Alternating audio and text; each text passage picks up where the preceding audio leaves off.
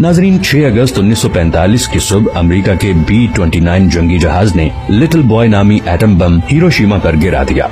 ये किसी इंसानी आबादी पर फेंका जाने वाला पहला जौहरी बम था। इस एटम बम को जमीन से टकराने में 44.4 सेकंड्स लगे। जमीन से टकराते ही ऐसी तबाही हुई कि जिसके बारे में सोचते ही इंसान कांप उठता है।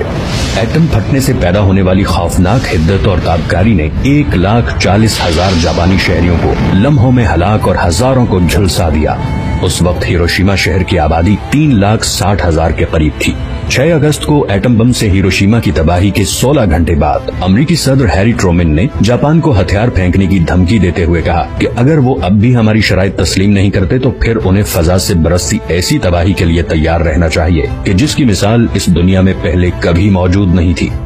जापान अभी अमेरिका के खौफनाक एटमी हमले से संभला भी नहीं था कि 9 अगस्त 1945 को अमेरिका ने दूसरा एटमी बम जापान के शहर नागासाकी पर गिरा दिया, जिससे 70,000 शहरी लुक़्मा अजल बन गए। इस बम को फैट मैन का नाम दिया गया था। लेकिन क्या आप जानते हैं कि नागासाकी दूसरे एटम बम का असल निशाना नहीं था? व्यूअर्स, ये बात है 9 अगस्त 1945 की, जब फैट मैन नामी इस एटम बम को B-29 तैयारे पर लाद कर गिराने के लिए रवाना किया गया। बड़े से तरबूज के साइज वाले इस बम का वजन 4,050 किलोग्राम था। दर हकीकत ये एटम बम मनसूबाबंदी के तहत जापान के सनती शहर कोकोरा में गिराया जाना था, लेकिन मौसम की खराबी और एयरक्राफ्ट में ईंधन की कमी की वजह से इसे नागासाकी में गिरा दिया गया और भारी भरकम बम तेजी से जमीन की तरफ बढ़ने लगा। 52 सेकंड तक गिरने के बाद बम जमीन से 500 फीट ऊंचाई पर फट गया।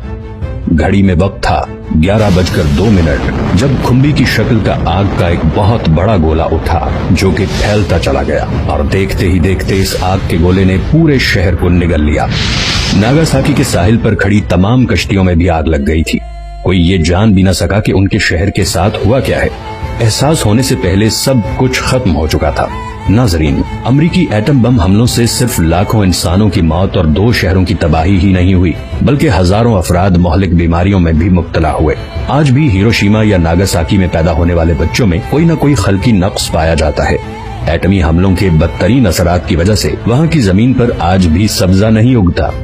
बिलाशुबा इंसानी तारीख में इससे बड़ा जुल्म पहले किसी ने नहीं किया जितना उस वक्त की अमरीकी हुकूमत ने किया।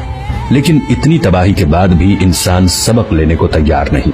इस वक्त भी अमेरिका समेत दीगर मुल्क एटमी हथियारों से कहीं ज्यादा तबाही फैलाने वाले मोहलिक तरीन हथियारों की तैयारी में लगे हुए हैं और इस दुनिया के वजूद को खतरे में डाल रखा है।